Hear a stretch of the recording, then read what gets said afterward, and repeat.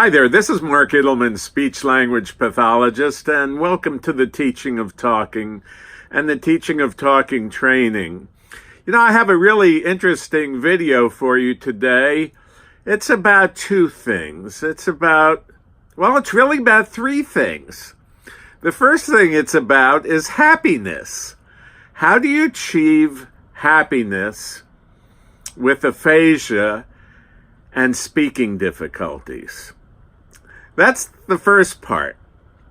The second part is, how do I develop a purpose to my life after aphasia? And lastly, and here's something that you might ask me about, and you might go, what do you mean by that, Mark? Lastly is production. And you're saying production? Yes, production. We could call it speech production. We could call it just production.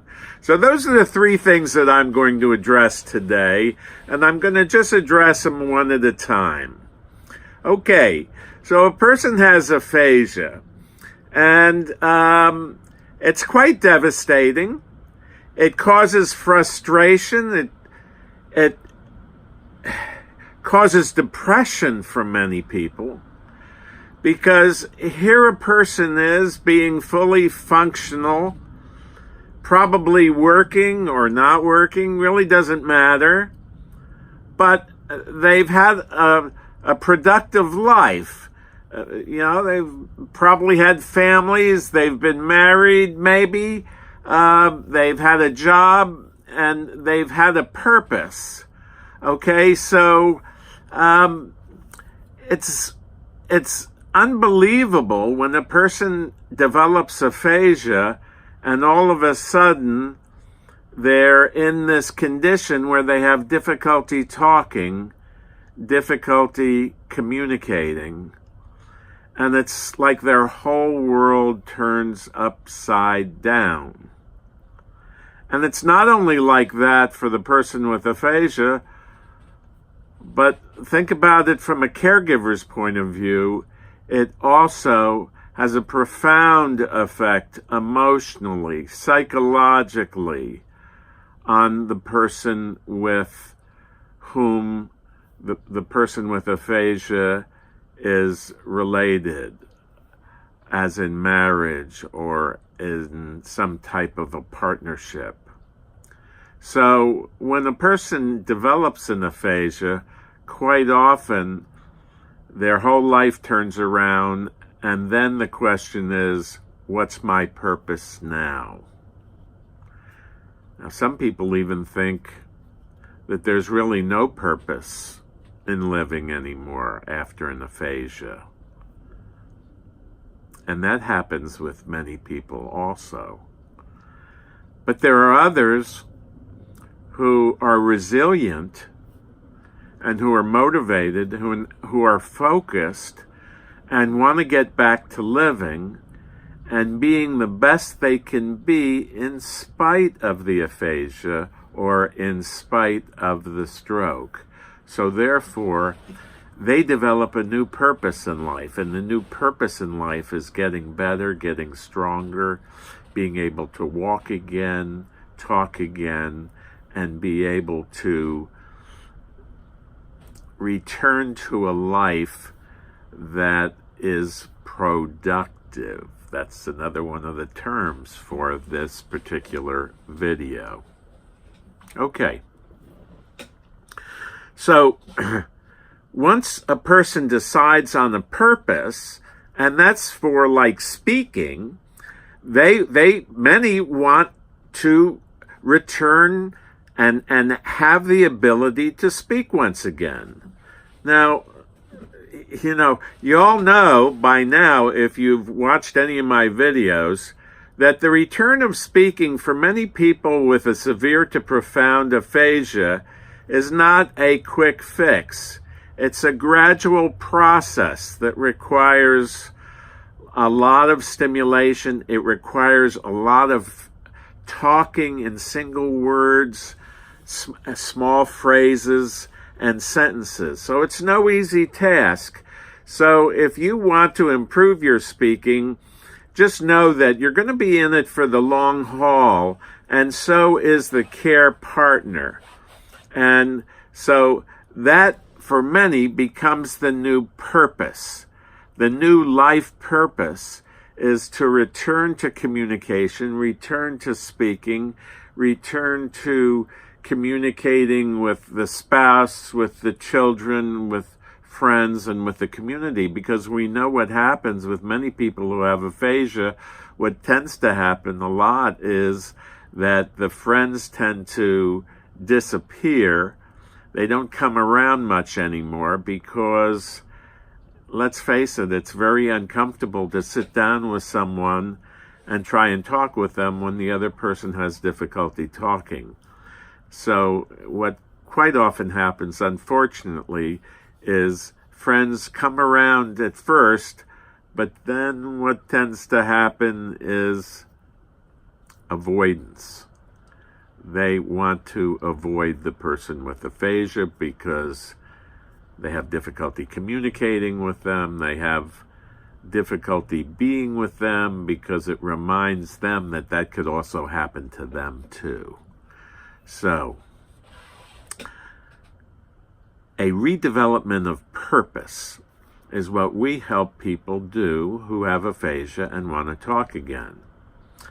Now, the other thing about purpose and aphasia and determination, of course, is something called production. Now, if a person with aphasia wants to be happy again, okay, then they must produce. Now, what does production mean? Production means that you're doing something that's actually creating something, okay? So if you're knitting a sweater, then you are producing a sweater, and when the sweater is done, you feel really good about it, or you feel really good about it as you're doing it. Now, people produce many things. They produce artwork. They produce photographs. They produce at work. They produce a document, a written document. So production is actually using your energy to create something, okay? Now, when a person is busy creating something, they're usually focused and determined and feeling good about it because they're focused and they're producing. So producing for anyone, especially those with aphasia, is extremely important for their happiness and well-being. Now, the more you produce, the more that you feel like you've achieved something. If you don't produce anything, then what happens is your life has no purpose. It just has no purpose. So production is extremely important for happiness. Now, if you look at some people with aphasia, they get depressed, they get anxious, and they avoid. Okay, so they avoid. They might go to their room and they may sit in front of the TV for hours upon hours. But guess what? When a person is not producing, when they're sitting around and they're not doing anything and they're not being productive, that's one of the worst things that can happen to a human being. A human being was created, I believe, to be productive, to make some type of contribution to society, to make some type of contribution to humankind. And that's why I love the teaching of talking, because every time I make a video, every time I write a blog, anytime I do anything like that, anytime I work with a patient, then the world is a little bit better because of that effort. That's called production. And one of the worst things that can happen for a person who's had a stroke or aphasia is a lack of production. When you lack production, you lack purpose. When you lack purpose, then you lose sight of what life is about. And when that happens, it's not pretty. So this is my message for today. The message about purpose, the message about happiness for those with aphasia and stroke, and the subject of being productive. This is Mark Ittleman, speech-language pathologist. Beneath this video is an explanation of what I've covered in the video, a brief review, a brief outline. And what's also really important inside this video at the bottom are two things. Number one is the link to our website at teachingoftalking.com. And we also have another link for you, which we ask you to fill out. It's a survey, and it's just very short, a couple of questions, so that if you want some personal help or guidance, or if you need mentoring, okay, that's what I'm here for. That's what my purpose is. My purpose is to help care partners, caregivers, or those with aphasia help others talk again, or help yourself talk again. That's what I'm committed to. And that's why I'm here. And that's why I'm doing this video. To help share with you an idea that you can succeed with the improvement of talking in most cases if the person with aphasia is stimulable. And what I mean by stimulable is that they can imitate, they can mimic numbers or letters or simple single syllables. And so if a person is stimulable, then I can teach you as a care partner how to fish. And you know, in the last couple of videos, I've made reference to a very famous expression about if you give a man a fish, he eats for a day. That can be equated to if you do speech therapy with a person with aphasia, then that person has speech therapy for that day. However, if you teach a person or you teach a care partner how to do speech and language stimulation so that they become proficient in it, then what happens is that they can stimulate speech and language. They can help a person talk for a lifetime without having to worry about insurance, without having to worry about somebody pulling the plug on your therapy, or term limits, or therapy limits, or ceilings, or any of that kind of stuff, or some therapist that doesn't know what they're doing, or somebody who says that you've plateaued when really in reality they've plateaued because they don't know what to do from then on out. So they say you've plateaued. And quite often it just means that the therapist is plateaued.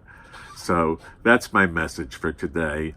This is Moshe Mark Ittleman, speech-language pathologist, who's been helping people speak with aphasia for the last over 45 years.